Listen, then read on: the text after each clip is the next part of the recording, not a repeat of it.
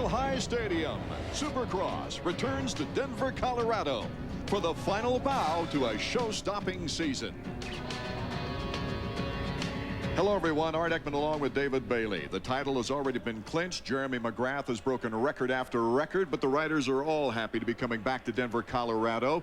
And there's still some points races to be decided, David. That's for sure. From 4th to 8th, only 9 points separating Ezra Lusk to LaRocco to Bradshaw to Phil Lawrence. So mathematically, even Lawrence could get up in there and finish 3rd in the series. And because the promoters and the AMA got together this year, there's a $100,000 points fund that'll be divided up after the end of this race. So a lot of incentive to move up a couple spots. The last episode in our Supercross series, Jeremy McGrath's streak of 13 consecutive wins came to an end. Jeff Emig winning. Right, and you know what I saw from Emig there in St. Louis early in the day was a lot of confidence. He rode extremely aggressive all through practice, and it paid off in the end.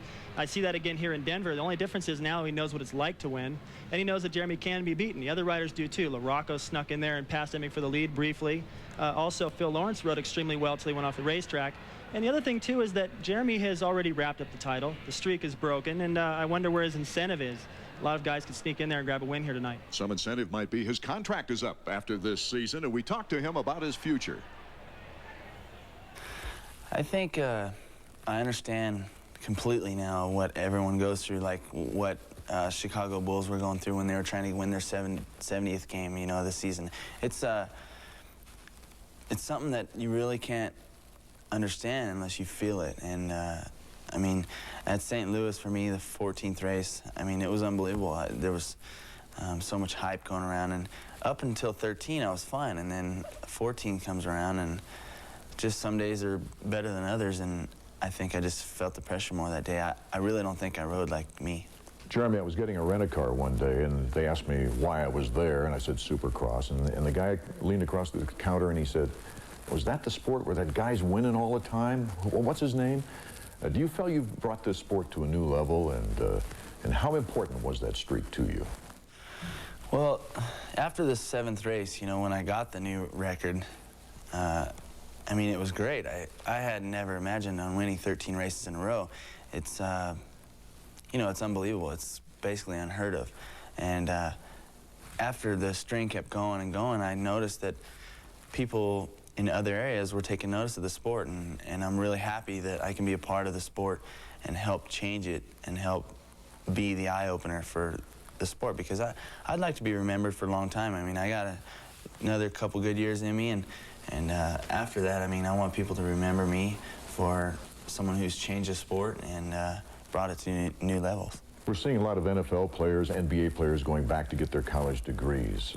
You're an imaginative guy. You're very curious. You like education. Have you ever thought about continuing your education? Well, I always told myself when I first turned professional and first started riding for a living, and that I wanted to go to school. I wanted to finish, or actually start and finish college. But I mean, with what we do now, so much of racing, you just can't do it. But I wouldn't mind going back to school. Just depends what the future holds for me, really. Jeremy, is Honda getting creative with their negotiations with you? And because Wes McCoy told me that he really wanted you to end your career as part of the Honda family. Well, we're in negotiations right now, and I'm looking forward to Honda coming through with a good long contract for me. And as everyone knows, you know, I kind of want to try something different, and I'd like to try car racing. And since Honda's got the good motor program and the ends with the IndyCar stuff, and hopefully I can get into that somehow. So Honda's a very important ingredient in that equation. Well, as you know, with No Fear, I'm involved, and they're one of my sponsors, and they're very involved in racing, auto racing, any kind of racing. And if Honda ends up where they aren't able to do anything with the car racing, then I'm probably going to rely on No Fear to help me out with it.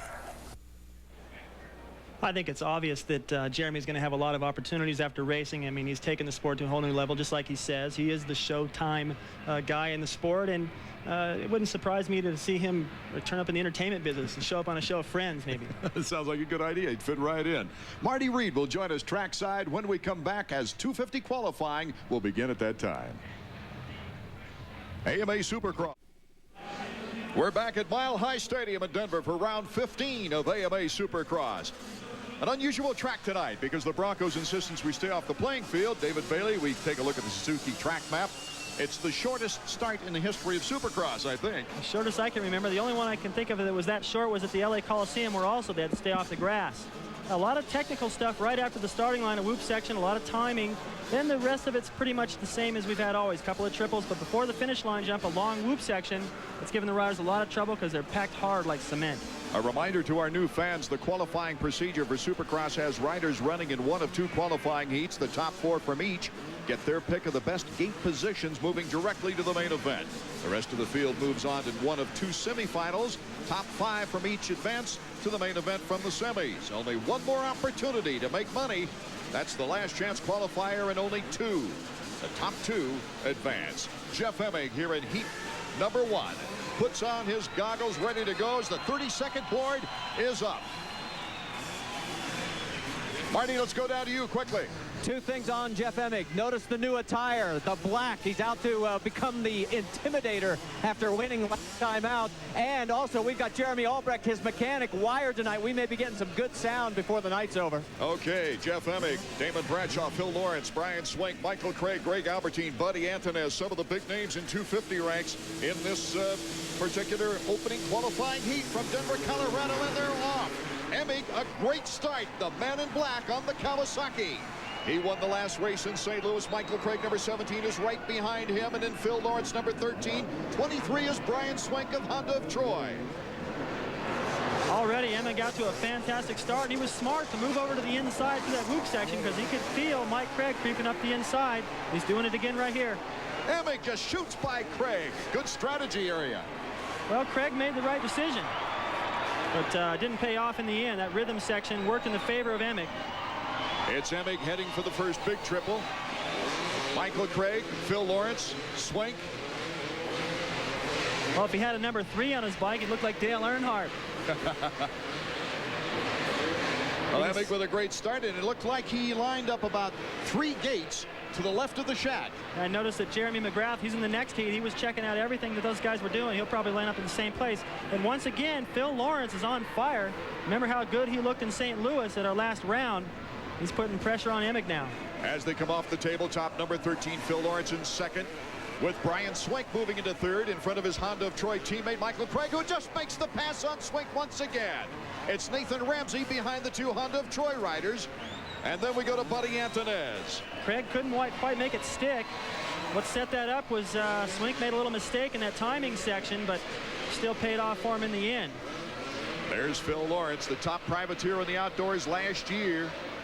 You can see the different style of the guys in the corner just before that whoop section. Some guys elect to sit down and then stand back up for the whoops. Lawrence, tall and skinny, kind of lanky, he likes to stand up and get through there. Boy, those end zone whoops look like cement as we go to the other whoops with Brian Swink on the dozen whoops on the far side. Here's our leader, Jeff Emig, number 2.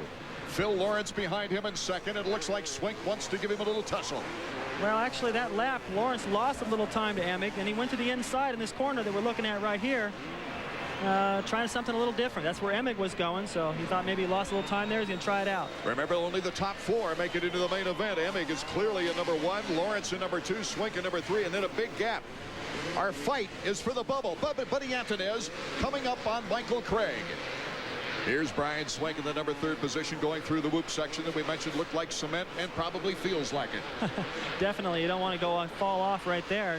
You can see that battle for the ball on the bubble right there. Here's the big chase right now for 4th. Michael Craig, Buddy Antonez, and a 125 rider, Nathan Ramsey, number 47. He's actually caught these guys. Just behind him, you can see just a glimpse of Greg Albertine now is sneaking into the picture. Number 16 on the Team Suzuki. Albertine's been getting fantastic starts lately, but not here in this heat race. It might be because the starting line is so short and he doesn't get over the gate as well. Jeff Emig still holding a 2-second lead on Phil Lawrence out in front. Brian Swink, and then this battle for 4th. Craig, Buddy Antonez of the Great Western team, number 22. It's quickly become a 4-way battle, too. You see them all head into that end zone whoop section. I can't believe these guys keep their feet on the pegs through there. Okay, dancing around. We'll be right back to the race for the checkered flag in this qualifying heat right after these words. Welcome back to Mile High Stadium in Denver, Colorado. Jeff Emig, Phil Lawrence, 1 and 2, along with Brian Swank, number 3, here in our first qualifying heat. And Buddy Antunez has taken over the final qualifying position, number 4. And he just ran it into the inside of Mike Craig, got real aggressive. Nathan Ramsey has also gone around Craig, so Craig is something gone amiss because he's lost a lot of time. And while we were away, Greg Albertine went off the racetrack. So well, this is the best qualifying round Buddy Antunez has had all year. He's had to go to the semifinals to make the main event. And his best finish of the year is a 10th place in the last race in St. Louis. Here's Jeff Emig, our leader, all in black. He still looks good. Everything he's doing, his timing is good. He's flat tracking around the corners a little bit, but Phil Lawrence has actually gained a little bit of time on him now. So and so is Brian Swank in third, David. Yeah, these guys are running the fast pace, and the track is pretty narrow. I think when you get into the main event, when everyone's in there together to pass, it's going to get physical. What about the altitude now? Will the 250s lose that much horsepower as they make adjustments on their machines? Well, they're going to lose a little. It'll be noticeable to the riders, but once you're out there in the race, you know, they've ridden here all day yesterday and all through practice today. They won't notice it much anymore. They try to increase the compression to make up for the thinner air. They try to maybe open up the air box, let more air get in there, recarburate it, and then what you end up with is a little less power. And some of the teams are using half regular unleaded and half race fuel because the higher octanes, well, they burn a little bit slower in the high altitude here. Here's number 13 in second place, Phil Lawrence, who's now dropped back a bit from Emig.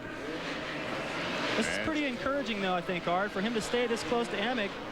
You see the white flag right there. I mean, he's still within striking distance. Lawrence looking for a strong finish, and of course Emig looking for 2 wins in a row here tonight in the Supercross action. Well, this is the way it started off. He's going to get, depending on whether his heat race is the fastest between the two, he'll get first pick to the starting gate. And the start is so crucial. Starting to open up a little bit of space now on Lawrence. You can see just in that shot, Lawrence dropping off a little bit. He might feel some pressure from Swank. Entertaining the fans on the triple after the sweeper. And out of the near side stands, they're cheering for him. They want to see some action. He points over to him. A little bit slick out of there to do anything fancy. And with Lawrence not too far behind. You know, anytime you wear a different outfit, clearly different, and then you do this well, that's a good thing for your mind. There's the checkers, our qualifying heat winner, Jeff Emig. Right behind him, Phil Lawrence and Brian Swank. And it looks like Buddy Antunez will fill the final qualifying position in our first qualifying heat.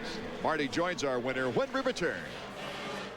Number 2, Jeff Emig taking his 7th heat victory of the season. Our second qualifying heat from Denver will get underway shortly. Those that are qualifying out of the opening heat along with Emig, Lawrence, Swank, and Antunez. Buddy Antunez, one of his finest results so far. Let's go down to Marty Reed. He's with Jeff Emig. Hey guys, I tell you what, if we paint a 3 on this chest instead of a 2 with the black outfit, calling the Intimidator, a little Dale Earnhardt, obviously it worked. You look good out there. How easy was it? Well, you know, the track's going to be a little bit more challenging, you know, than I think what a lot of what a lot of riders think it's going to be. You know, the whoops, they're extremely hard, and they're, you know, and they're really, really slick. You know, so you have to keep a lot of momentum, you know, through the whoops. What about that thin air? Are you having trouble breathing? Well, I don't know. I mean, I feel all right, you know, but then again, we've only gone 8 laps. So, you know, ask me that question after the main, I might have a different answer. I don't know.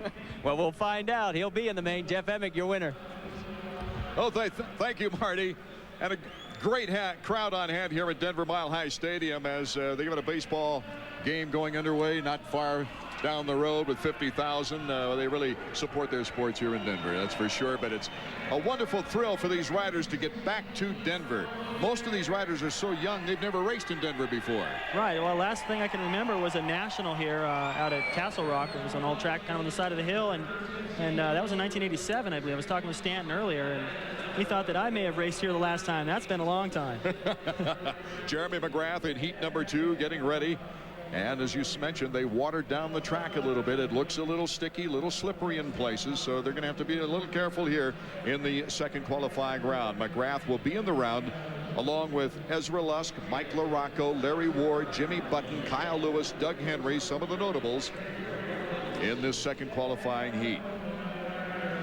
McGrath's shaking out his goggles. A lot of these guys, you'll see him hang their goggles on the handlebars. You see him put them upside down, facing up. So if there's any little pebbles or debris that could sneak out from underneath the visor on your helmet, you don't get them dancing around in there, because you won't know it until you take off and go off the first jump. That little pebble goes up in the air and you're like, oh boy, pretty soon that's going to be in my eye. The great crowd looking on. I was talking about Jeff Emig changing that outfit. There you get the eyes and McGrath. Those look pretty intimidating too. But that outfit of Emig's, you know, you change like that, it's noticeable for everybody, and then you go down in the first corner or something, then you go back to the pits and you're like, should I keep wearing this thing? But everything's going good so far, and it's going to be a great battle between these two if they get out together. Okay, they start revving the engines now. The 30-second board is not yet up.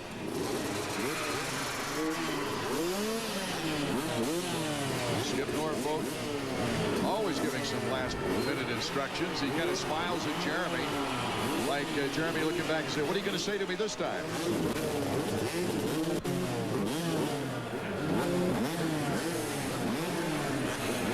I don't know if we're going to be able to hear it. 30-second board up. We've got him mic'd, but evidently we're not picking him up. Or else he's... You're inside, all right? Something about the inside. Get that start and cut everybody off to the left of you. That's what I would do. He's 4 bikes to the left of the starting gate, or the starting shack, as Stevenson, Ward, Button, and then McGrath. They're revving it up, and they're off. Second qualifying heat underway from Denver, and easy out in front, Jeremy McGrath. But look at Doug Henry, number 15. Doug Henry has battled Jeremy McGrath well this year. Lusk and LaRocco also right up there. LaRocco starting to get off the line better these days. He's notorious for bad starts, but lately he's doing better. Lusk comes off the tabletop going long, and he has the momentum. Can Henry hold on to second? Ezra Lusk, number 34 on the Team Suzuki. He is in third. Jeremy now off to a big lead, already showboating. That section they just came through is always very deceiving. It looks like one rider's made the pass, but because of the rhythm, the guy that jumps the first set of doubles comes out ahead in the end. Into the doubles now, into the whoop section in the end zone. It is McGrath. It is Henry. Look at Lusk go through the whoop section. I haven't seen anybody go through there that fast yet. Kept it flat, wide open. It's slick, though. You hit one whoop wrong, and it all can change. Here's third and fourth. Both Team Suzuki riders. Ezra Lusk, number 34. Mike LaRocco, number 8. You know, I watched Jeremy in practice, and it didn't look like he was going through the whoop-de-doo section very good. And then I thought maybe that was a strategy, because the air's thinner. These guys are going to get a little tired tonight. Why waste all your energy in practice trying to hammer through those every time? Doug Henry, of course, coming back from the broken back and has done a magnificent job. He hasn't done as well as he would have wanted, but Team Yamaha is very happy with the way he's performed. Off the triple, Ezra Lusk and LaRocco right behind him in the top 4 positions. Only the top 4 can go on to the main. Larry Ward is currently in 5th. Let's go down to Marty Reed. Well, guys, one of the things that you're noticing down here, the mechanics area. Oh, and Kyle Lewis is pulled off. Kyle Lewis is talking to his mechanic, Shane Drew. He has pulled off the race course. It looks like he has got a cramp in his left calf as he is pulling off to the side of the course. We are going to talk how crowded this mechanics area is. About 1/3 the normal size that we are used to. These guys are elbowing each other for space to be able to get their signboards out to their individual respective riders. I'll try and find out what happened to Kyle Lewis. We'll get back to you. Well, it's not only high altitude, but it's also been very, very hot here in Denver, Colorado. Lots of cars during rush hour on Friday with vapor lock on the freeways. But it's obvious that you've got to hydrate your body in weather like this. These guys will drink as much as they can, and to acclimate to this, it's just about impossible, because you either need to come in at the last minute or you need to come in about a month before, and that just doesn't happen. The word we have from Marty in the pits that his knee popped out, and he popped it back in, and he's about out on the course now. Well, I think that should say something for the athleticism and the toughness of these guys to be able to. I don't even want to think about my knee popping out. I can't even feel that, and it hurts. Lusk starting to lose a little time. Way out in front now as we look at Doug Henry, number 15, and the field is spread out quite a bit now as Jeremy with a good 4-second lead on Doug Henry. Our field summary: McGrath, Henry, Lusk, Rocco, and Ward is on the bubble. We'll be back with the finish of qualifying heat number 2 here at Mile High Stadium in Denver, Colorado after this. Welcome back to Denver. Art Ekman, David Bailey, and Marty Reed. Jeremy McGrath currently leading the second qualifying heat, but we're looking back at the bubble. At the 4th position, Mike LaRocco, and 5th, Larry Ward, Honda of Troy, number 6. Larry Ward has caught LaRocco. Remember, LaRocco had a pretty good start. We didn't see Larry Ward really even in that picture. He's crept up in there now and is threatening LaRocco. Could send him to the semi if he pulls off something here in the last couple laps. LaRocco really blitzed through those whoops. And left Ward behind in the whoops a little bit now as they go to the far side of the stadium. That may be a setup that Suzuki's got, because I already mentioned how fast Lusk was getting through there as he just gets a face full of dirt from Henry accelerating on the back side of that double jump. They go through the sweeper into the triple. Taking the corner, Doug Henry, number 15, Ezra Lusk, number 34. Can Ezra on the Team Suzuki catch up with the Team Yamaha rider? Ezra Lusk trying to end the season in a big way. He's had some good Supercross finishes toward the tail end of this season. Well, I think you can catch him. He already has a little bit. And anytime you can catch a guy like that, get that close, then you force him to ride a little bit more defensive, take different lines. The question is, can he pass him? A lot of the guys have said it's tough to pass out there. It's kind of one line. They always say that, but the track here is a little narrower, so they may be right. Well, both of them trying to wade through the lapper right now as Henry holds on. Lusk takes it wide to try to get some momentum going. There's that rhythm section I talked about. Lusk goes wide, jumps that first double. If they're close enough, it looks like he makes the pass, but when they finally get out of that into the next corner, that stays the way it was. Ezra's got quite a bit at stake, as we mentioned earlier, David. He still has a shot at third in the series. He needs a 10th or better and beat LaRocco to move up that high against the injured Ryan Hughes. As we've got the white flag, the final lap, Doug Henry still holding on to second place here in the second qualifying round. Well, he's got pressure, too. Lusk is right there. Feet off the pegs. He's going for it. Going through that slow double on the horseshoe before the tabletop. Here comes Ezra Lusk going wide, trying to get better momentum.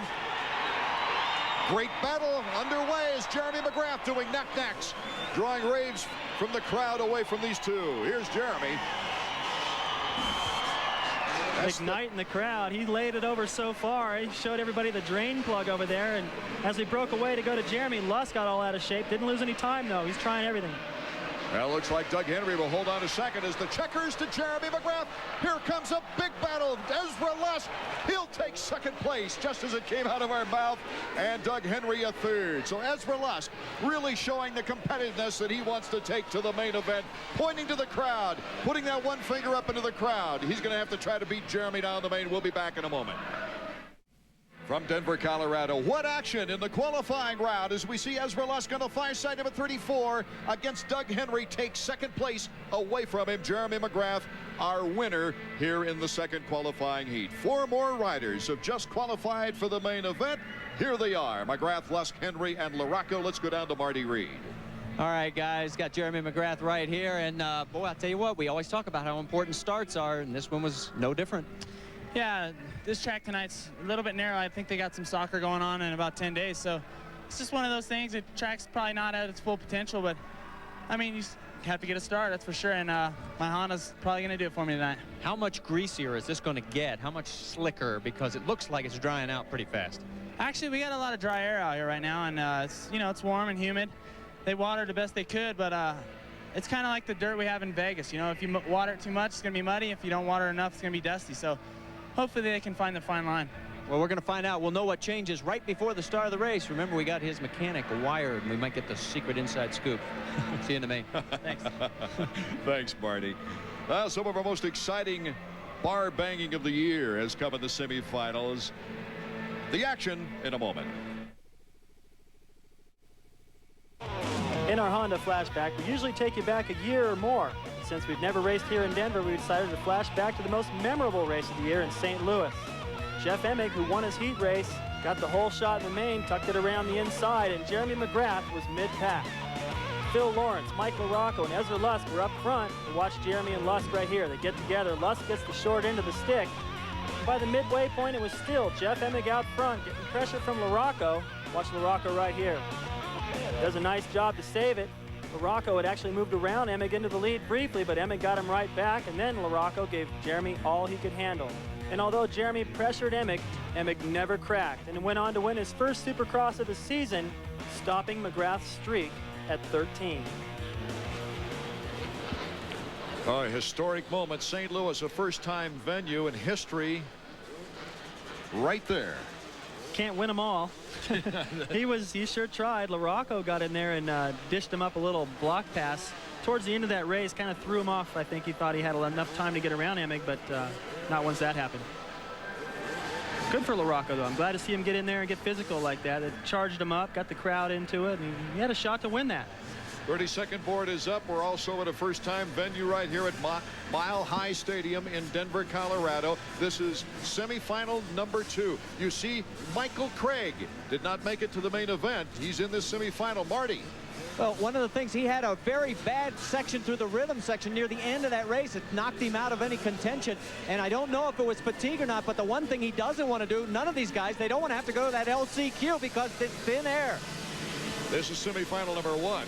I understand I said 2, and they're off. Michael Craig, a great start. The Honda of Troy rider, number 17, starts out in number 1 position. You can see right before the start, he cut the sleeves completely up his forearm. Looks like he's riding in a short sleeve shirt. Trying to get that nice, any kind of air he can. Look at Albertine, just out of the back of your screen there, got together with somebody else on a jump. That's the same section he had problems in the heat race. He went off the racetrack. All right, behind Michael Craig, we've got Nathan Ramsey, a 125 rider, and number 44. That was the little altercation that I believe Albertine had with Jeff Head, and they got together, so Albertine got away clean. So Ramsey's in 2nd place now, and John Sebastian Roy out of Canada in 3rd, number 44. That's 47 Ramsey going through the whoops. You see how hard it is for him to try to keep his balance through there. Start to lean off a little bit to the right. Once you have to let off the throttle a little bit, regain your balance and your line, it's really tough to make that momentum back up. So Albertine's got a long way to go as we take a look at its 2nd and 3rd right now here in the semifinal round. I don't know what's better for Albertine, to expend all the energy and take those big chances to try to qualify out of this, or just play it safe and go to the last chance, because he's got a long way to go. All year, this young man has been banging in the 125 wars, but it's a good chance with the last race of the season to get some experience on the 250s on a technical Supercross track. That sure is, and he looks good on the 250. He came out of that corner, wheelied slightly before the first bump in that whoop section, trying to keep that bike flat through there. It worked a little bit better than it did on the first lap. Some of these guys ride better on 250s than they do on 125s, but it's tougher for them to make the main in the 250 class. So Albertine is now up to 9th, David, as we see Michael Craig leading the first semifinal round, number 17, with Nathan Ramsey, 47, starting to make a move on him. 44 is Roy, and 18 is Todd DeHoop out of Michigan. Number 111 just coming by, Jeremy Buell. There's a look at Albertine going wide. He's into 8th position now. Jason McCormick there, number 41. Usually rides the 125 as well. Albertine just cutting it close everywhere, running to the hay bales there. He needs to settle down. The guy's fast, no question about that, but just consistency has been a little bit of a problem. He's working on it. He'll get there. Here in the semifinal round, the top 5 riders make it to the main event. So Albertine's at least trying to get into 5th position now. The way he's moving up, you can see that whole cluster of riders right. Oh, off the track again, right in the mechanics area. A dangerous area right there. He's going to run over Marty Reed if he's not careful. Well, you know, Skip Normark was talking about the riders are coming so close in there, and the quarters are so tight for the mechanics that somebody's going to hit a pit board. But now, of course, Albertine realizes it's over. He'll have to go to the last chance qualifier. Well, it sounds now a little bit like a heavy ESP, doesn't it? I was just saying, why take the risk? And you saw what happened. He was trying to take that risk, move by some guys off the track almost twice, but definitely looks like the LCQ now. He's going to be tired come main event.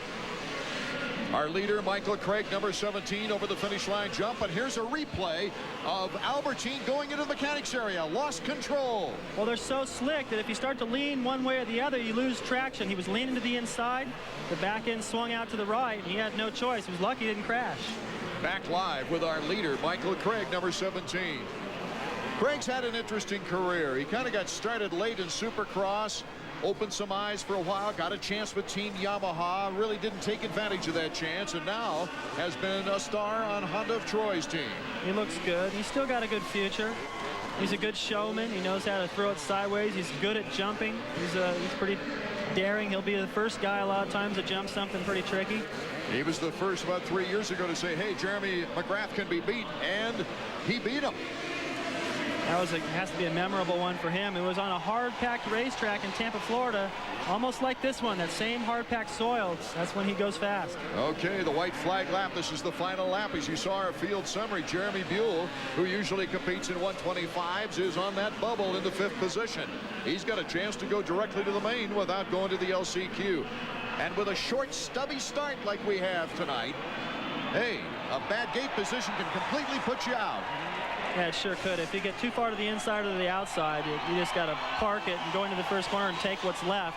Look at that, can-can. Can-can, yeah. You know, I'd rather do a knack-knack than one of those. If you don't get your foot back over, that's bad news.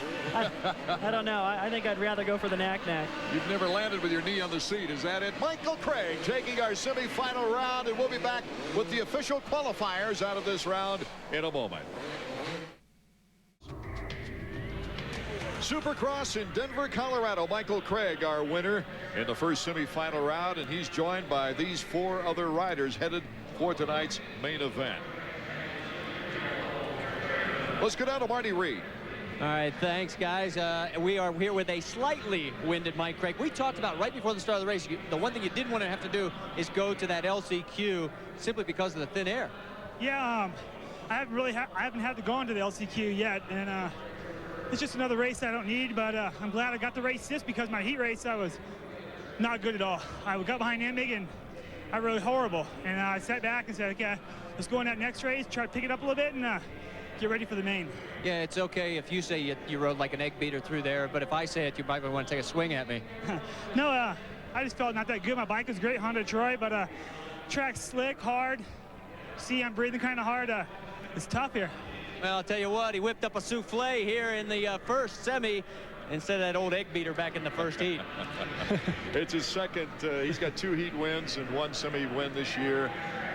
Look at there, Larry Ward's mechanic. A no new hair. do. Well, I don't know if you can call that a do or not. Sean Persinger. I wonder if he lost a bet similar to what Mike Brown's mechanic at Honda of Troy did. You know, Jeff Nutter last year bet his rider Mike Brown that if he won an outdoor, he would shave his head. And we had quite a ceremony after Mike Brown won in Washougal. And Marty, what's the scene down there? Well, interestingly enough, after that happened, Sean told me, he said, hey, you know, it was actually quite comfortable through the summer. So when I saw him today, I said, did you lose another bet? And he said, no, I'm just getting ready for summertime. All right. That's a good way to do it here tonight because it is hot and sticky here in Denver, Colorado.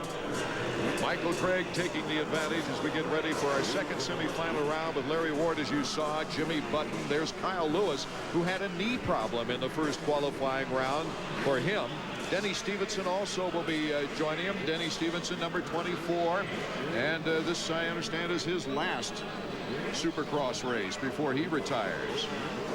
He's 125 East Coast in the Ultracross and then Arena Cross action. And it was a 125 East Coast champion, I think, in 1990. And then he had many injuries while with Team Suzuki. And it was a real tough situation for Denny because he just lost his momentum. 30-second board is up for our second round of semifinal action. Let's go down to Marty Reed quickly. Well, just a quick update on that knee. Kyle Lewis, I talked to their mechanic. He says he's okay. It's a little sore, but he's okay to go. Incidentally, an update on Mike Brown. You remember he broke his arm. He is about 40% back now. He's shooting for High Point on the National Outdoor Circuit to get back into action. They're not sure he can make it by High Point, though, but he's mountain biking and he's trying to get himself back into shape. Okay, it's on sideways now. 5-10 seconds, and the gate now is dropped. Jimmy Button, a good start, number 100. Team Extreme out in front as they head into that first whoop section with number 24, Denny Stevenson, bar to bar with Button. Stevenson on the inside in the Twin Peaks now as they roll over. Larry Ward cutting to the inside, but it is still Stevenson out on top off the tabletop. Well, some of the bigger names you would expect to run up front all got good starts. You got Stevenson, Button, Lewis, Larry Ward right there, all 1, 2, 3, 4. Can't believe Lewis is still out there, Art. I don't know about you, but dislocating my knee and popping it back in and going back out there. And if you saw before he left the starting line, on the back of his pants it said lucky. I don't know how lucky that is. And look at the move he made on his former teammate Larry Ward, jumping into third over Ward. And for Stevenson's last race, he's pulling it all out. He's got pressure from Button, but Stevenson's quick in a short race like this. In the main event, 20 laps, it's a long time, and he tends to fade just a little bit, but in these shorter races, he's as tough as they come.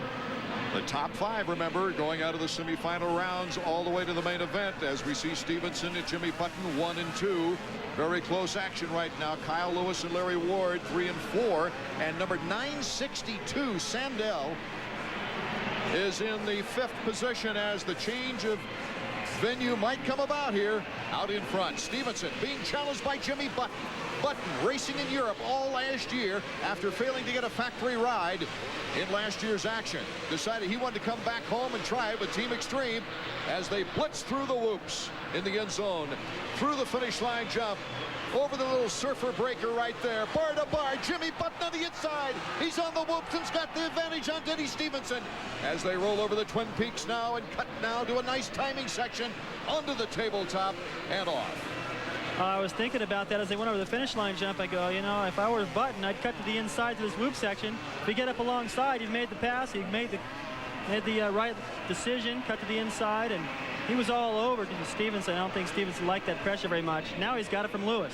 One of the reasons Stevenson is not having such a good time of it this year is a very sore wrist. It is swollen, and there's not much he can do about it. He has to cut the rubber grip on the handlebar to fit his thumb a certain way so that he can use the brake.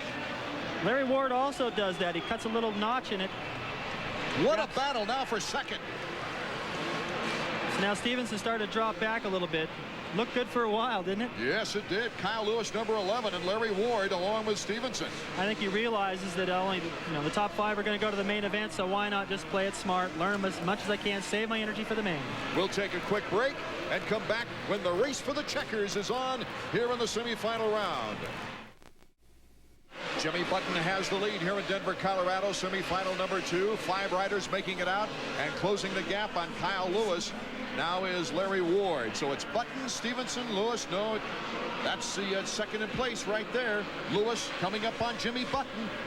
Lewis is fast to that whoop section there after the finish line jump. You can see it on the camera. He gobbled up probably 5 or 10 bike lengths. He's feeling the pressure from Ward, and they're both closing up on Button, so this could come down to the wire, especially with that whoop section right before the finish. Jimmy Button into the triple. Kyle Lewis in second place. Larry Ward in third. As we review it, Denny Stevenson is in fourth. Great shot of him coming over the triple jump. These guys are flying 70 feet. Doesn't look like it, but it sure feels like it when you're out there. It's Cliff Palmer in the number 5th position now as we see Lewis fly by. Look at that. You are faster. Take him, he says. That's a good thing to see. And your mechanic's going, you're faster. What are you doing? Pass this guy. And you go, yeah, that's a good idea. Well, Larry Ward getting the slow start of the season, coming out of it with an injured thumb, injured wrist, out of the European season, and never really got out of the tracks. Lewis trying to go tight right there, see if that option pays off in the end. Got some lapped riders there. Messed up Button just a little bit. Coming into the second triple now alongside the crowd. It is Jimmy Button and Kyle Lewis. Jimmy Button holding on to the lead as they head into the double right before the end zone whoop section. It'll be a white flag flying, and then the checkers. Jimmy Button, the checkered flag. Kyle Lewis close. Right on his bumper. That was real close. Lewis had the right idea, go down the inside. Try to force Button into a mistake, but he didn't crack. We'll be back with the official top 5 listing out of our semifinal round when we return. Art Ekman, David Bailey, along with Marty Reed, and here's how it ended. Very, very close with Kyle Lewis on the inside coming through the whoops, but Jimmy Button did not falter for his 3rd semifinal win of the year, taking the checkers. Let's go down to Marty Reed. I'll tell you what, Art, right before the start of tonight's race, I asked him, I said, what don't you like about this track? Is this too tough to pass out here? You still think that? Yeah, actually I do. In the first heat, I got a good start behind Jeremy. I went into the second corner. We had something on the rear disc, and I went straight to the second corner. I had to work really hard, but I was able to make some passes out there. And then in that semi just now, at least I was able to come away with the main. I was trying to, go a little slow towards the end, try to save some energy. The altitude here, makes you a little bit winded, a little bit quickly. So just trying to save a little energy. Kyle caught up to me a little bit more than I thought, but it's a good win for the PJ1 Extreme Yamaha. What changes will you guys have to make to the bike because it's getting slicker out there all the time? Well, we're running a special compound Bridgestone tire out there that's working really good. I believe me and Jeff Emig are using it, and it's working absolutely perfect. I couldn't ask for any more traction out of my tire. So hopefully, you know, just go out there, try to get a good start in the main, and hopefully we'll be up here at the end of the night. Jimmy Button, your winner here in the semi number 2. Okay, and he is joined in the main event with Kyle Lewis, Larry Ward, Denny Stevenson, and Cliff Palmer taking that number 5 spot. It's time now for a Suzuki riding tip. Most young motocrossers start out their career on 80cc mini bikes, but their parents aren't quite sure when to move their young rider up to a bigger motorcycle. Hi, I'm Pat Alexander, Team Suzuki's Motocross Support Supervisor, with today's Suzuki riding tip. There are 3 indicators that may help you judge when your rider is ready to move up to a bigger motorcycle. First, look at the rider's height. How does your rider fit on the machine? Is the reach of the bars comfortable? Or are your rider's knees and elbows bent at an awkward angle? If the rider looks too big for the bike, he or she may well be. Second, consider the rider's weight. When the rider is too heavy for the machine, overall performance will suffer. Third, evaluate the rider's skill level. Is he or she consistently winning their class? This is a sure indicator that the rider is ready to move up for a new challenge. But if the rider is the right size for an 80, don't be in a big hurry to move them up to a bigger motorcycle. Try entering the rider in a more advanced class. Finally, when your rider moves up to a bigger motorcycle, remember to be patient as they learn to ride with the different power and weight of this new motorcycle. For Team Suzuki, I'm Pat Alexander. Welcome back to Denver, Colorado. Art Ekman, David Bailey, and Marty Reed as we look forward to the 125 Western Division final race of the year. They are on the track. Number 38, Kevin Windham, having the great chance to win his first Supercross title. As we take a look at the Suzuki starting grid, you'll notice Windham, Dobb, Holland, Casey Johnson, Ashkenazi, Gonzalez, Willow, Lytle, and Chad Pedersen, just some of the outstanding names that we'll see battling it out that probably will be up out front. Now, while we were away, you know, these riders have had to battle the heat and humidity this afternoon here in Denver, but we have had tremendous gusts of wind come through the open side of the stadium. In fact, the finish line jump banner looked like a spinnaker in sail racing. Marty Reed was down there, had to avoid several things, including, I don't see how you could get out of the dust. Well, you couldn't, Art. In fact, it's already picking up again. We had several dust devils down around here. You can see the riders coming in. Let me show you what the problem really is.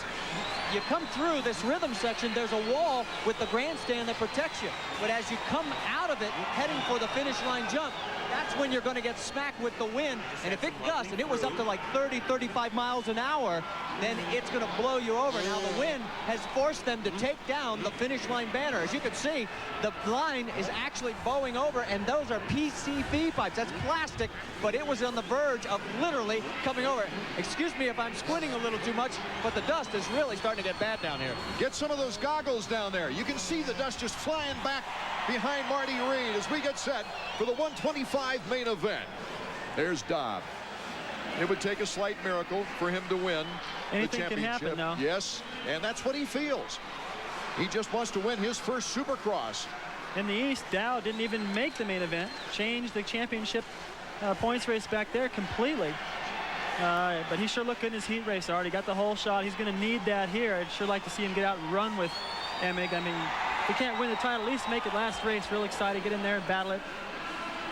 There's Kevin Windham. Allie's mechanic got to have glasses on right now, the way that wind is whipping down there. Many of the riders put on goggles early. Some of the mechanics even were wearing goggles, Art. Looking forward, of course, to clinching the title.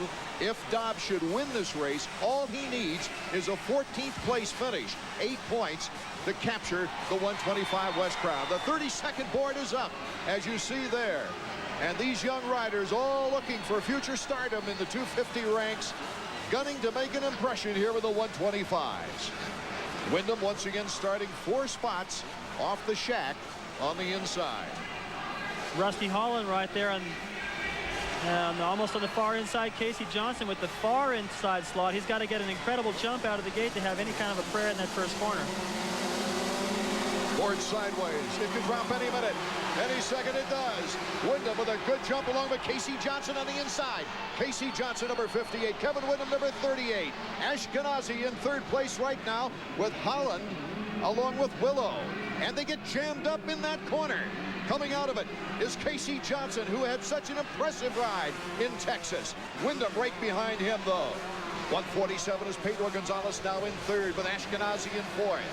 An incredible start, Art, for Casey Johnson. I just pointed out he's on the far inside. Everybody that's done that so far tonight has gotten squeezed out in the first corner.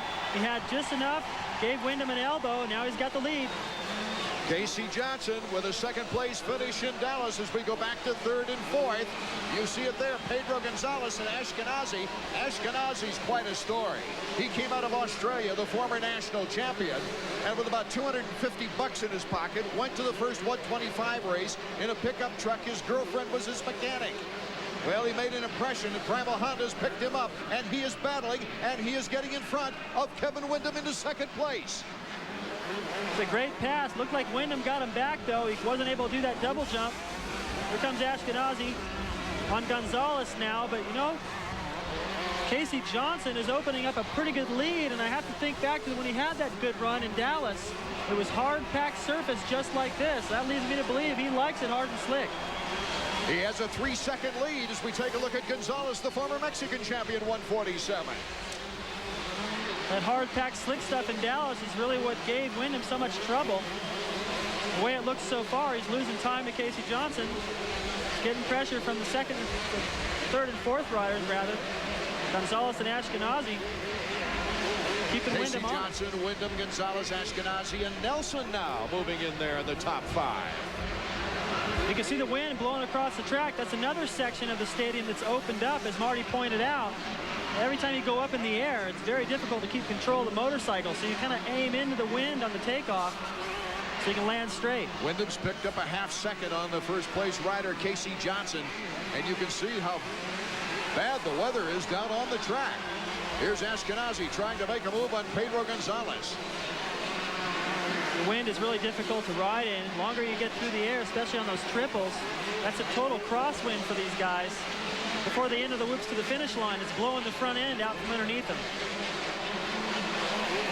Ali Semar, Wyndham's mechanic, is Wyndham making a move on Johnson, closing that gap, going around the very slow Twin Peak rounders before coming off the tabletop.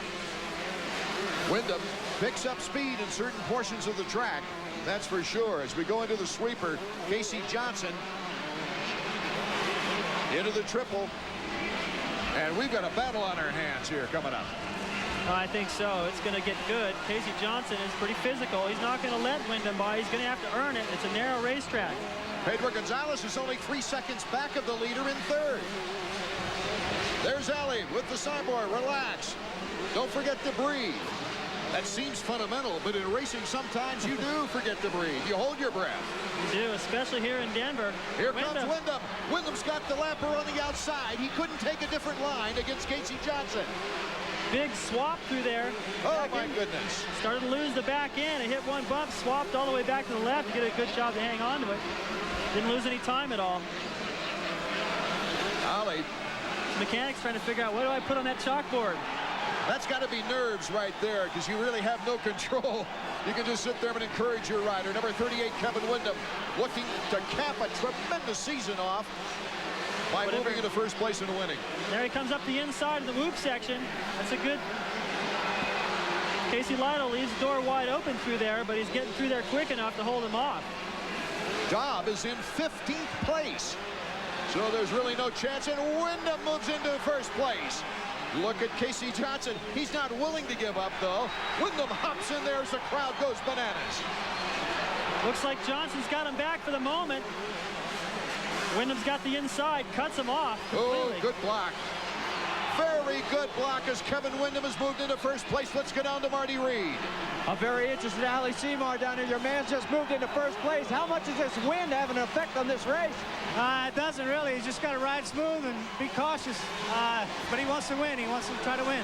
He's got to get over to get his sign up for this time. He's coming through for this lap. I got to tell you guys, it may not be affecting them. It's affecting us. Oh, look at him just blaze through the end zone whoops as he goes over the finish line jump.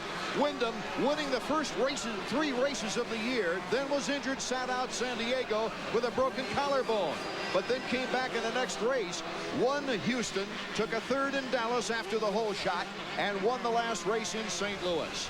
Well, what happened on that last lap, there you see third and fourth, Ashkenazi and Gonzalez.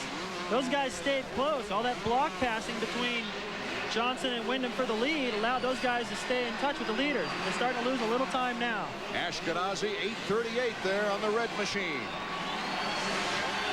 It's still close for first and second, though. Wyndham trying to pull away. Let's see him if he can blitz these whoops again. As he goes through there, whatever he puts on the chalkboard, Casey Johnson can read it too. Look at Casey Johnson. This is a very, very impressive race. It looks like it might come right down to the wire. Wyndham, Johnson, Ashkenazi, Gonzalez, Imanov, and down goes Casey Johnson, number 58. Ashkenazi passes him. He doesn't let Pedro Gonzalez, though, get in front of him, so he pops up in third. Now he's in fourth. Probably his bike is a little jammed. Well, when you fall over like that on this hard-packed soil, he could have bent the clutch lever a little bit, and these guys use the clutch so much, especially here in Denver. We already brought up the fact that these bikes don't make the same horsepower at altitude. The 125, it's amplified even more. So that truly takes the heat off of Kendon Wyndham now as he will enter the whoops. And we'll be back with the run to the checkers and the 125 main from Denver, Colorado right after this. Welcome back to the 125 main out of Mile High Stadium in Denver, Colorado. Kevin Windham looking to lock up the 125 Western Crown, has a sizable lead here in the main event. After a great battle with Casey Johnson. Johnson going down. Also, Chad Pedersen went off the track. So if you don't hear his name up near the front runners, that is why. Number 21 going off the track. Dobb is only in 13th place right now, number 19. Something wrong right now as his bike is slowed down. James Dobb, second in the series. And it looks like Kevin Windham pretty much has it in the bag now. Yeah, the title's going to be his. I can't really see what's wrong. He's holding his right leg up kind of funny. You can see the frustration as he went over one of those jumps back there. He kind of made a gesture with his head like, oh, maybe he lost a foot peg. He's got his foot on the engine cases. It's got to be tremendously frustrating, David, for him because he wanted to go out of this season in grand style. Yeah, he's missing a foot peg. That's frustrating. It was Dobb who does not have a job after this race. He turns into a privateer for the outdoor season as his temporary ride for Team Suzuki is over. He, of course, subbing for Craig Decker for the season. Decker injured, unable to run, but Dobb now says he's going to be more like a businessman on the phone. As we go to the Honda stopwatch, here's our leader, Kevin Windham, going through the screen. Ashkenazi, about a 5-1. Yeah, just a little under 5 seconds, I think, for now, but he's actually stayed about the same for the last 3 laps. So when they get into lap riders, when they get into the end, and typically a leader starts to savor that lead a little bit, think a little bit about the checkered flag, second place can make up some time, as you see Dobb now riding back to the pits. Dobb goes to the pits. Let's go to Marty Reed. Yeah, guys, it is a broken right foot peg. He can't get his balance. He's out of this race. The championship is settled. Number 38 as we take a look at the lap time now as Kevin Windham comes around. Looks like Wyndham's riding really slow right now, but the track is so slick, you've got to ride like that. Just under 52 seconds. See him steal a glance over to Ashkenazi coming into that corner. All he wants to do is make sure he's got the same lead, and he'll continue to ride conservatively. Ashkenazi, truly a hungry rider looking for some factory assistance for next year. He took a second place in San Diego for his best performance of the year.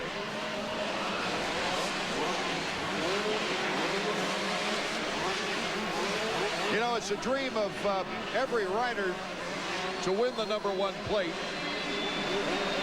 And that's what Kevin Windham is looking forward to right now.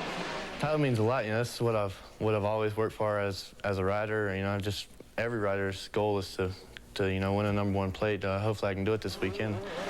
It's been a great year. You know, East-West combined. It's just all around been some great racing. And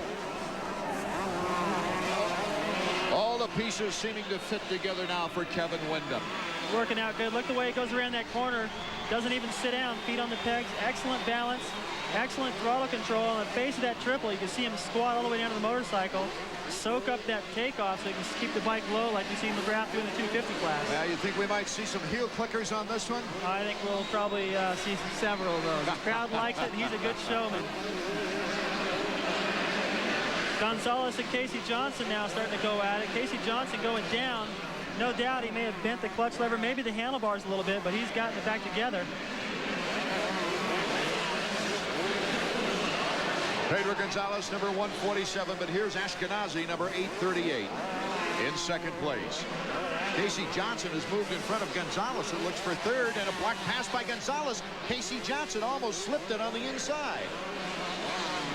Finally gets around, though. You can see the rider down as they went through. That kind of threw off their timing a little bit through that section because yellow flags are waving everywhere. Gonzalez playing it a little safe.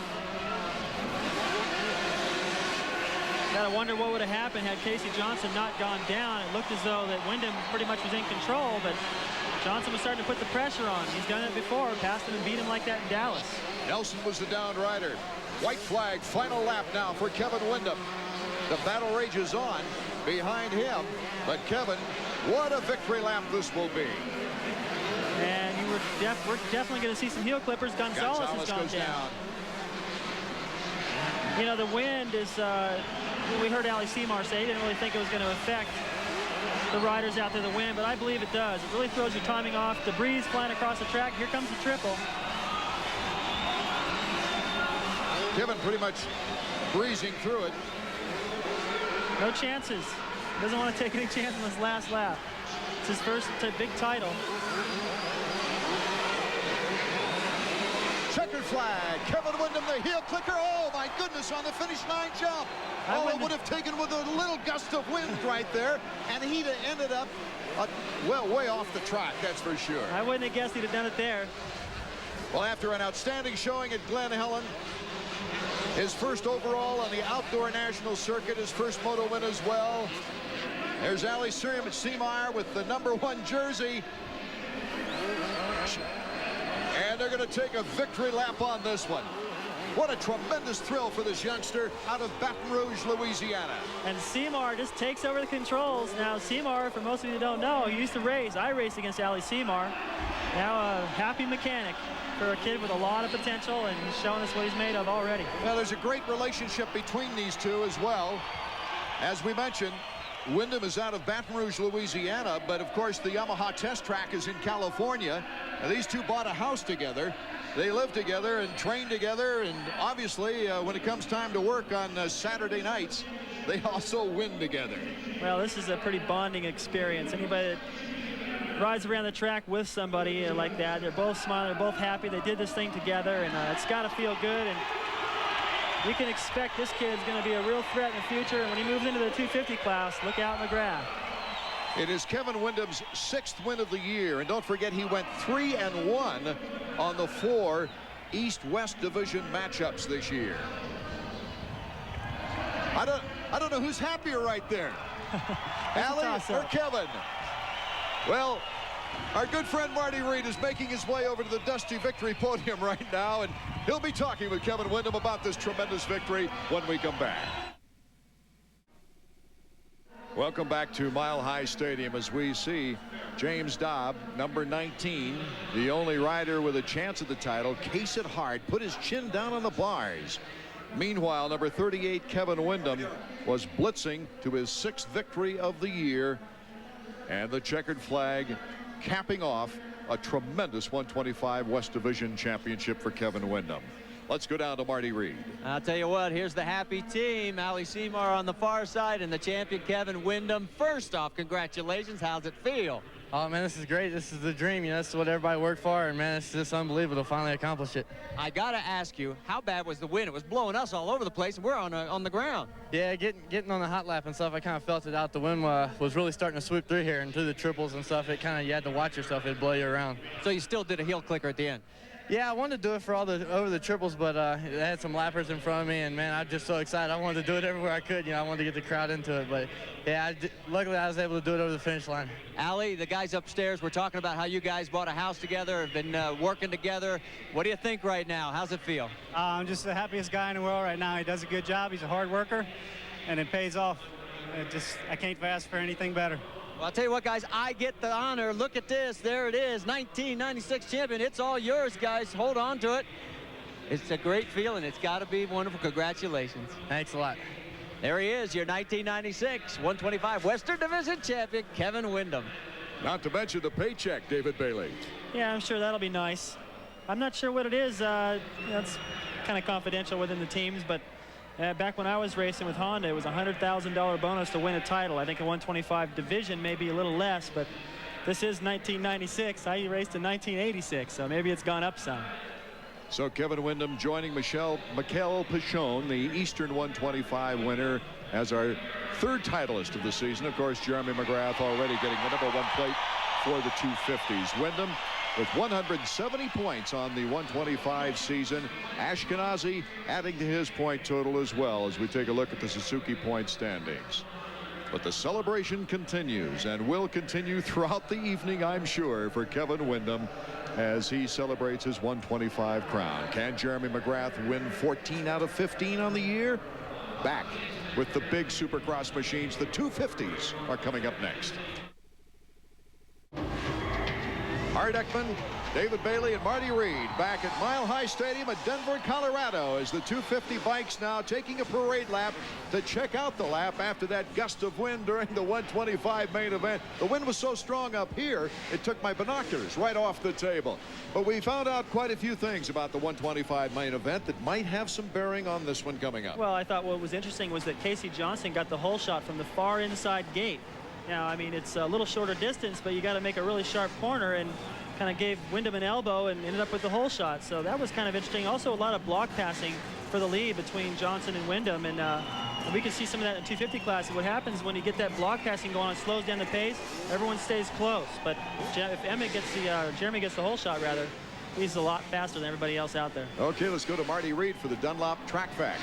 Well, guys, there are several stadiums that we go to where we're not allowed to run on the football field. This is one of them, but unlike some of the others, there's got a unique characteristic to Mile High. Take a look at the 12 sections of grandstand behind us here. They are actually not in their normal position. They're 200 feet off of the football playing surface. Now, how they do it? Well, a very high pressurized water system that lifts that entire grandstand section a total of 1/4 of an inch. Then a hydraulic pulley system over the course of 2 hours moves the grandstand back and forth for 200 feet. In fact, that's what we're standing on right now. The grandstand normally is right where we're at. Oh, by the way, guys, one last note. If the pulley system breaks, the three of us got to help push. We'll let the wind do it here tonight, that's for sure, as we take a look at our Suzuki field summary, the starting grid. Jeremy McGrath, of course, and Jeff Emig on the point standings. And there you see McGrath, Emig second. Hughes is out with an injury. Lusk, Morocco, Bradshaw, Lawrence. They still have a good battle position going to move up through the ranks. Well, Bradshaw's out now with an ankle, so that moves Phil Lawrence up the ladder 1 spot for sure. The way he rode in the heat race, he might be able to pick up a couple of more spots. But, you know, interesting, in the heat races, I mentioned that McGrath's a lot faster than everybody. His heat race elapsed time was 7 seconds faster than Emig's. In a 8-lap race, that's about a second a lap. So if he gets a hole shot, it could be all over. The light brown eyes of Jeremy McGrath as he peers over his shoulder.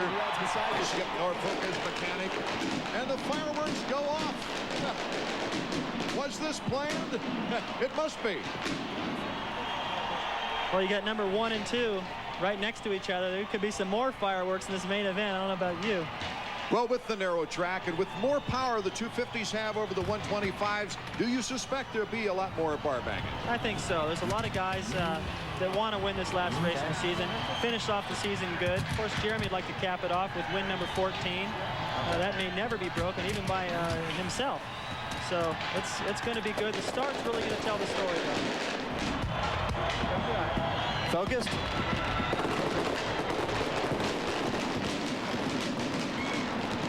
I don't know how he could be focused with all the blasting bombs going off. I was just thinking the same thing. Jeremy Albright, rather. In the beginning, not to worry about it. Good luck, my man. Be number 2. We need number 2. Win number 2, that is.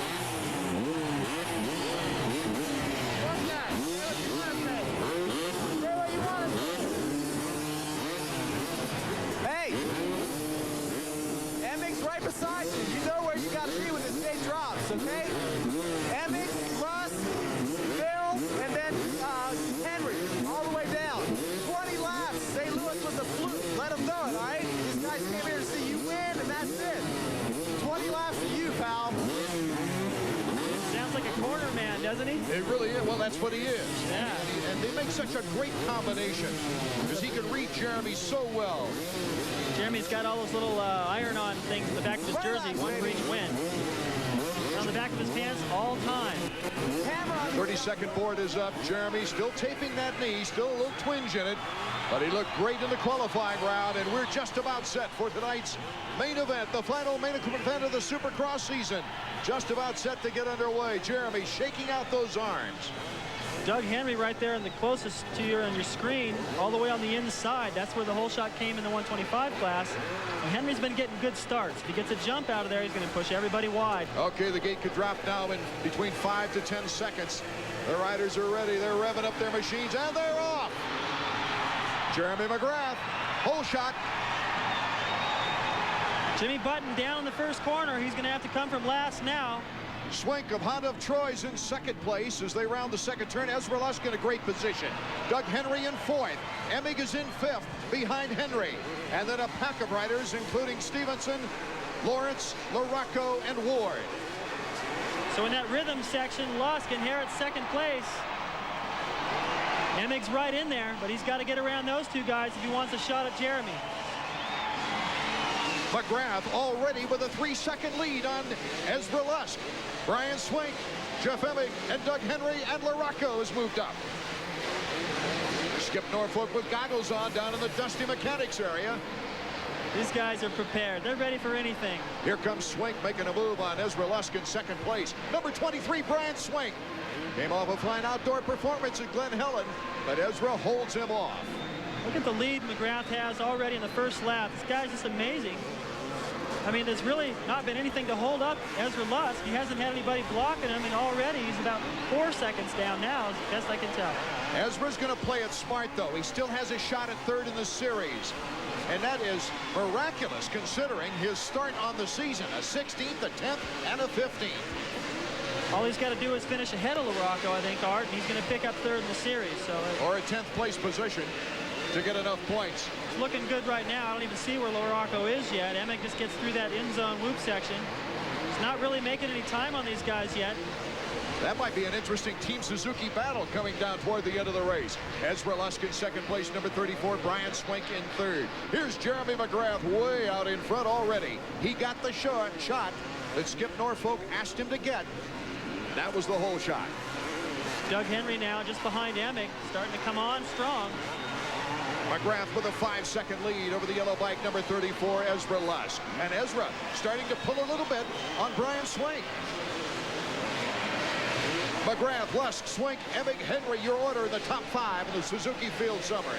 Now that Lusk has got that little bit of breathing room, he's going to go after Jeremy. That's all he cares about. He wants to win the last race of the season. If he can't, it gets towards about 3/4 of the way through the race, then he'll start thinking about the points in the championship and preserve that. Right now, he's going for it. In the last 7 events, Ezra has 2 third-place finishes, 3 fourth-place finishes, a 6th and a 7th. And that's allowed him to move up the point standings. Wind really starting to gust right now. Somebody blew a hay bale out, so it's hard to find that berm you want to ride through with all that hay in the way. Jeremy's starting to inch away a little bit each lap. Just got that excellent throttle control and this hard slick stuff. The Swinkster in third. Brian Swink had the flu all week last week at Glen Helen, but he showed at the end of the first moto when he tired, but still made the podium. And he came back to the gate shaking for the second moto. But his flu situation has now cleared up. He's in third place as he goes over the finish line jump. Looks really good. He's getting over that little double into the whoops. Actually, when they land off that double, they bounce into the whoops. They don't even touch the first couple. Nice rhythm. So it'd be a good finish for Brian if he can stay here, and it looks like he can. Look at what he's jumping there. He's doing something a little different than everybody else. I only saw Jeremy do that in practice. He's making up a lot of time on Lusk. If he's close enough for next lap, he'll pass him there. He's got a 5-second lead on Emig. As we look at the battle behind Emig, Henry and Larry Ward. You see Henry when he does that triple jump, his feet come completely up off the pegs. A lot of guys do that. They come completely loose from the motorcycle. And to the amateurs, you're like, whoa, what happened there? But these guys ride so relaxed, they can afford to get away with stuff like that. Well, Henry truly improved. He got back on the Supercross circuit in the Atlanta race. That was the first race he was able to participate in coming off the injured list. And here comes Larry Ward on the outside. Ward just not quite the momentum to get through there to get the break at the corner. Well, at the moment, it looks like Larry's a little quicker. And look, does that jump.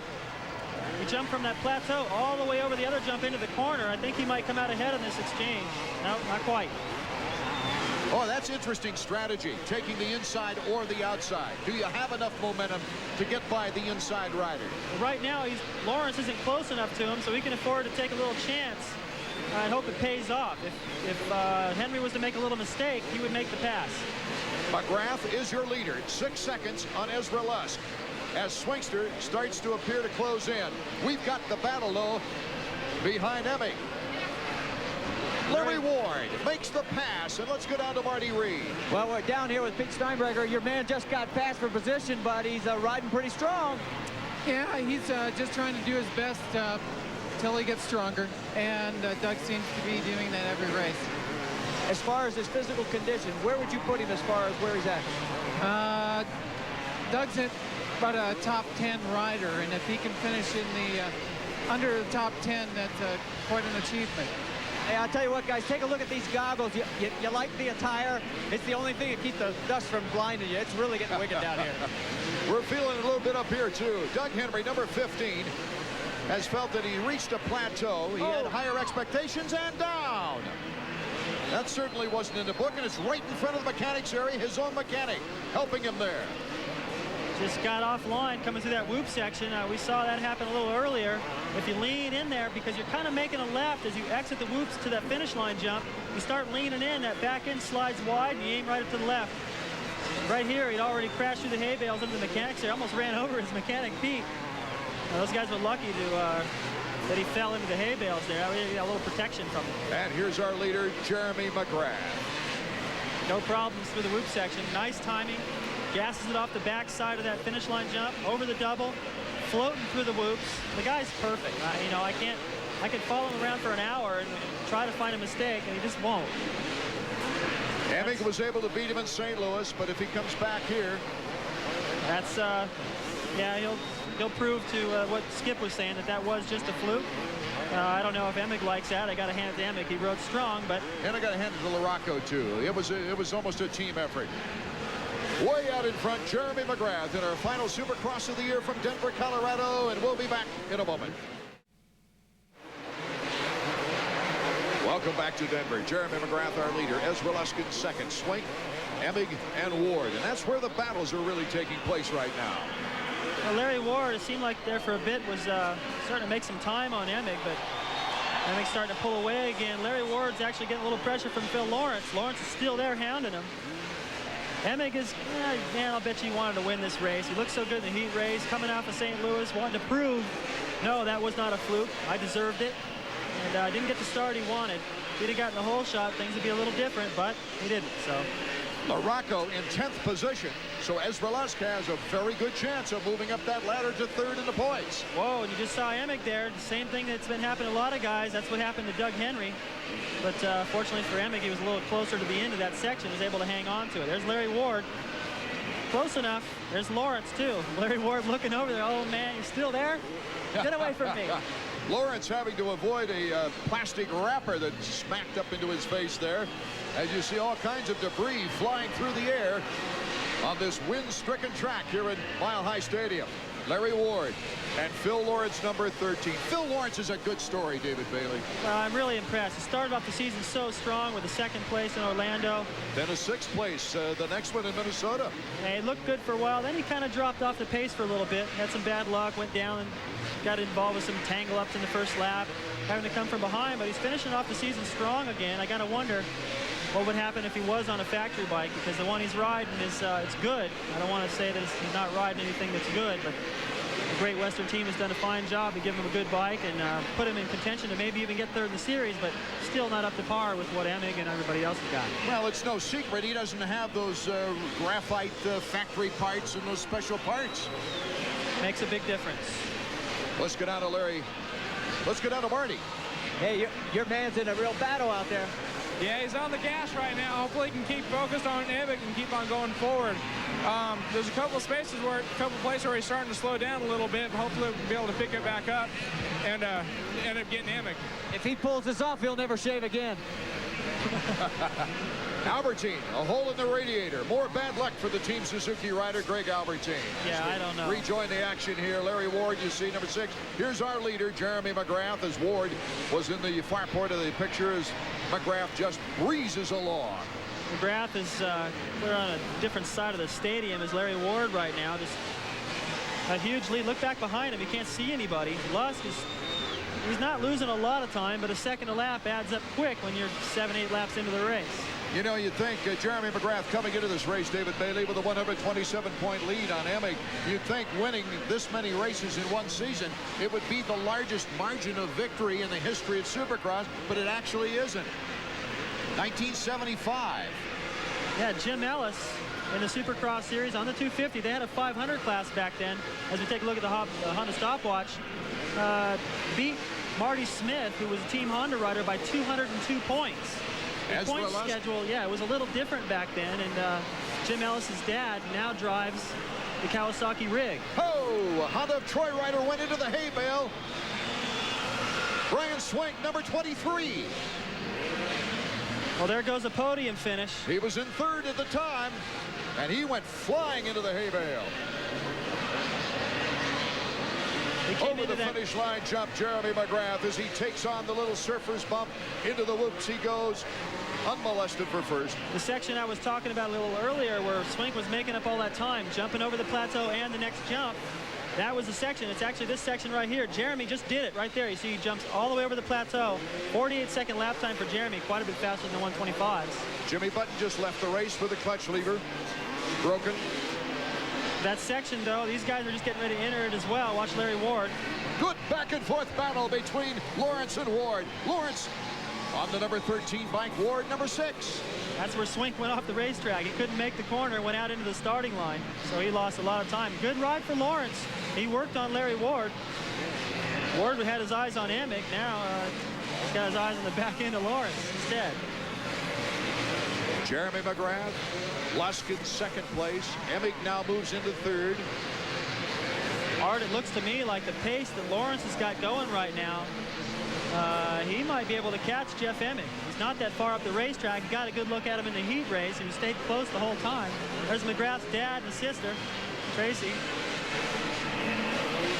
Boy, talk about focus. They've got more focus, I think, than Jeremy right now as Jeremy flies over that triple. Well, Jeremy makes it. He knows what's going on. You know, when you're driving with somebody that's driving fast, you're sitting in the passenger side going, slow down. Like when you're at the wheel, you got it under control. Jeremy knows what he's doing. Swank has left the track for the pits with a damaged machine. Jack McGrath, the fist in the air. Go for it, my boy. He's got to be proud. I mean, seeing his son race bicycles, and then I remember Jeremy when he was 3-digit number riding, I think, Pro Circuit for a while, and everyone hooting and hollering up in the press box for Jeremy, and I was like, who is this Jeremy McGrath guy? Next thing I know, he's winning everything in the 125 class. The same year that Damon Bradshaw won 9 races in 250, Jeremy was whipping up on the 125 guys. McGrath realizes it's been the greatest season ever for a rider in Supercross, and he's not going to let a loss in St. Louis take away his focus, that's for sure. Actually, a little bit shorter, maybe a little bit narrow than what we're used to.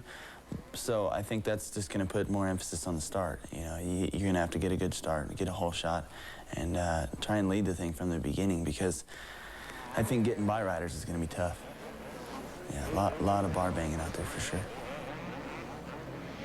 Now, getting by the riders is no problem in this race at all, as that bite was intended to be earlier in the race, I'm sure, because he got the whole shot. He got a big lead in the first lap, and he is cruising right now as Skip Norfolk, his mechanic, looks on. Here's Ezra Lusk.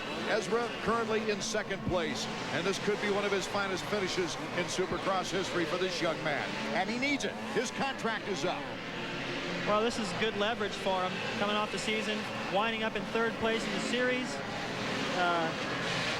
His best finish in the 250 at the end of the season. He's got to be happy. 2 laps left in the race. Lee Collum, Ezra Lusk, temporary mechanic, and he's done a whale of a job substituting for Ed Longacre. As we take a look at the Suzuki field summary, McGrath way out in front, Lusk, Emig in third, but Lawrence might have a chance maybe with 2 laps. He is about 3 seconds in back of Jeff Emig, if something should happen to Emig. You can see him back there just entering that straightaway Lusk just finished on. McGrath's starting to light up the crowd. Flashes going off. Lee Collum, he's trying to count off the seconds. Tell him how much of a lead he's got on Emig. I think he might be concerned Emig's coming strong, because he is. There you see Emig just coming into your screen. Here's Jeremy McGrath. It's a white flag lap. One more lap for Jeremy McGrath to win every race in the Supercross season but one. I wish he could take that one over again. Emig with didn't get the start, but I don't think that he's riding quite the same in this main event as he did in St. Louis. I think he realized after about 3 or 4 laps into this race, there was no way in the world he was going to catch Jeremy. Jeremy was gone. So he's just keeping it on 2 wheels and thinking about the outdoors. Jeremy's throwing it sideways. Here comes another triple. And the neck. Wow, what a great shot. And the crowd is going crazy. That really shows you from underneath like that how far off the side of the bike he can get. It's amazing. The checkers. And for Jeremy McGrath, his 43rd career victory. And Ezra Lusk, what a great effort, holding off Emig for second place. 14 wins in a season out of 15 for McGrath. Pretty amazing. Jeremy McGrath, his 14th win in 15 races. We'll be back with his words of wisdom. Marty Reed will be making his way over to the victory podium, and we will return. Jeremy McGrath, he hardly looks winded. Little perspiration on his brow. Checking things out as his victorious mechanic Skip Norfolk next to him. Winning 14 of 15 races this year, capping his 4th consecutive Supercross title earlier in the season. Checking out the top 5 here in Denver in the final round, our 15th round of the year. Jeremy McGrath, Ezra Lusk, a very important race for Ezra Lusk. Emig almost got him there at the end in 3rd. Let's go down to Marty Reed. Yeah, very happy Ezra Lusk. Congratulations, a great run, and that clinches 3rd place in the final standings for the year. Yeah, I don't think that's too bad for finishing lap 14th, 15th, 16th in a DNF at the beginning of the year. It's really good. I feel great. I want to thank everybody that supported me when I was down last year, you know. Everybody back home, my parents for sticking behind me, my girlfriend back home for sticking behind me, and just everyone. Good Lord Jesus Christ for keeping me safe. AXO for staying with me. I just got to thank all these people, you know, Suzuki. They did it for me, and if it wasn't for them, then last year, you know, I'd be done. But all those guys, they just stuck behind me, and you know, it takes a real good person to push someone like that, and they did it, and I just can't thank them enough. Well, congratulations and a great ride. We're going to swing on over here. We've got both 1st and 3rd place as well. They're trading notes already on how the race went. What a start, what a finish. 14 out of 15, probably a record that, well, can you even break it? Well, there's only you can't find out till next year, I guess. I'd like to think I can beat it, but man, I gotta be the luckiest guy in the world. You know, Honda gives me 100% effort, and my family, my friends, and especially my mechanic Skip Norfolk, and you know, it's just great to have a crew like we got. You know, every week we come out 100% in full force, and if I do my job, then most likely I'll be up here.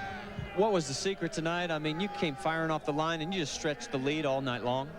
Well, you know, I mean, as the season rolled on, you know, from all the wins, and the pressure built up. You know, it's not something I can feel until I end up losing the race, but tonight was just like the first race of a new series, and I felt excellent. So relaxed out there, and everything was perfect.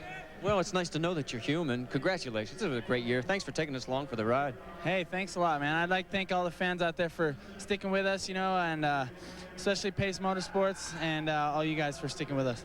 Well, there he is, Jeremy McGrath, your champion again 4 times in a row. And let's swing over to the man who's going to finish second in the points, third tonight in the race, Jeff Emig. I guess the black didn't quite do as much what you wanted it to.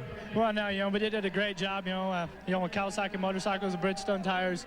You know, they gave me an opportunity, you know, to win a Supercross this year, and I won one, you know, and I upped my series standings, you know, by 1 point. I'm up to a second this year, and you know, I guess, you know, like if you got to be behind Jeremy right now, you know, a second would definitely be the best place to be. But, well, hopefully I'll be back, you know, with the Kawasaki team for next year, and then, you know, maybe it can be my championship. Did you ever feel like, golly, if that guy would just retire, all this attention would be on Jeff Emig and maybe a few other guys, but you might be there, right? Well, you know, I know a lot of people say that, you know, but there's a whole lot of other guys out there, you know, they're real fast also, you know, but I just soon be here, you know, and I just soon, come back in next year's Supercross series, you know, and just take it from him, fair and square. So. Well, I'll tell you what, we'll be here because we're going to be out to watch it. I got to tell you, finishing second to Jeremy McGrath is nothing to be ashamed of, guys.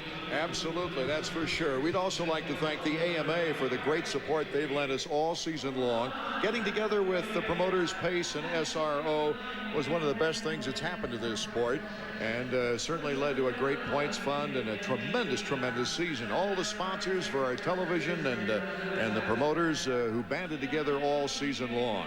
There's been a lot of encouraging signs, David, that have made this 1996 year a banner year in Supercross. I think one of them that sometimes we overlook was the number of independent teams that we saw bringing more opportunities to the young riders to compete in Supercross. That's right, that second tier level, the factory teams, the independent teams, the Team Extreme, also the Honda of Troy, all these guys showing up with the big semis, painted up nice, the Great Western team, which Phil Lawrence, the privateer, second place at a couple of events, and yeah, it was very encouraging, and a lot of money at stake, $100,000 points fund, and that's going to be divvied up during the postseason barbecue, and those guys will be down there collecting checks. It led to unprecedented success at the gates and television ratings as well.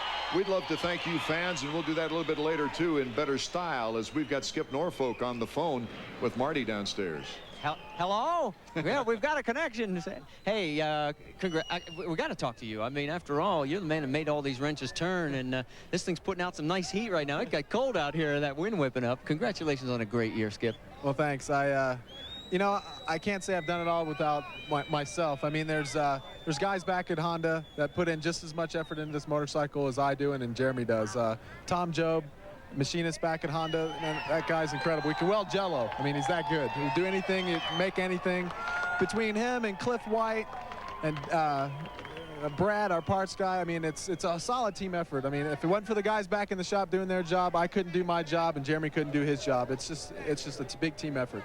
You think you can duplicate this? I mean, is there pressure to go that one step further and get all of them? Well, I gave him a big hug after St. Louis and said, hey, next year can be better. And, you know, you got to look forward and try to go better than you've done in the past. But, boy, I tell you, this season's going to be pretty dang hard to beat. I don't know if it's possible. I think that's one guy that has the ability to make it better than this year, but man, I don't know. You know the staggering statistic, guys, on this, he has now won, with this guy's help and everybody on the team, 72% of his Supercross starts. That's phenomenal. The celebration continues with Jeremy McGrath and Emig and Ezra Lusk down below us. The sport certainly does have now a nationally renowned hero, and that took it to a new level, of course. I think also, too, the 2-hour live-to-tape coverage on ESPN2. As we travel the country over, the fans coming up and saying thanks to us. We'd like to thank the fans for their smiles, their comments of encouragement, their feedback, of course, their ratings, and their griping to the cable company. companies to make sure to get ESPN2. Oh, it's a pleasure to bring it all to you. The camera work has been phenomenal, and it's just been an incredible season to watch it unfold. To see Jeremy winning 14 races out of 15, that's amazing. I never would have thought that at the beginning of the season. You know, some of the privateers sneaking up in there, Ryan Hughes and Damon Huffman, the rookies moving into the 250 class, unfortunately out with injuries now, but you can see that in the future they're going to be very tough. Next year promises to be a very exciting year, tougher for Jeremy, I think. Okay, before we take a look at the final point standings, the unofficial standings, let's get up back to Marty Reed now. Well, guys, I got to tell you, down here with two very happy mechanics. They share the pride tonight of Ezra Lusk getting into third place in the final standings. The second place one, Lee Collum on my left, and Ed Longacre. You weren't supposed to be down here tonight. I saw you running around giving signals and everything. He broke his right hand. He hasn't learned how to carry a tool chest yet. No, I hurt myself at Hangtown National a couple of weeks ago. I've been lucky enough to have two good mechanics, Tony Berluti, Lee McCollum, filling in for Ezra while I'm on the mend. And he's just doing the rest. All I can say is I'm really happy tonight. We had a game plan. We went out there, and he gave me more than I could ever ask for tonight. I'll tell you what, it's fun to see guys succeed. You got to feel good. I mean, you stepped in, you got the guy to second place.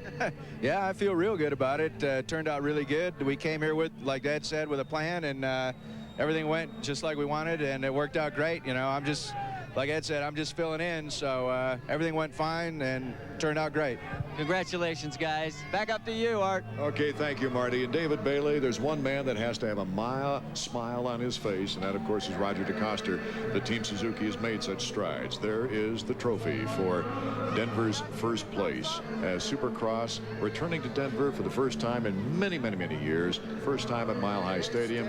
Wes McCoy, the team manager there, of course, taking great pride. He's the one closest to our camera, and of course, he's got to be more than smiling, because sure. Jeremy McGrath, phenomenal performance with pressure on him all the way. Right, and Honda, they have a way of attracting riders that sort of fill the shoes and take out, you know, pick up where the Jean-Michel Bales and the Jeff Stantons leave off. They're just really fortunate to have Jeremy McGrath there, and also fortunate to have a guy in the fabrication department that can weld Jello, as Skip Norfolk said. I think that's funny. They can do pretty much everything. It's a great package. Let's take a look, first of all, briefly at the unofficial point standings. McGrath with a 127-point spread on Amig in second place. Lusk moving up to third. But also Hughes and Lawrence, I have tied for fourth in the points. What a performance by Phil Lawrence to move into that spot as an independent team rider. Let's go back to Marty. You know, guys, before we close out of here tonight, it's amazing the privileges that we get to share when you know that you're going to be part of history. What a year to be part of Supercross. Thanks for taking me along for the ride, because it has been fun to watch Jeremy McGrath set history that we may never, ever see again.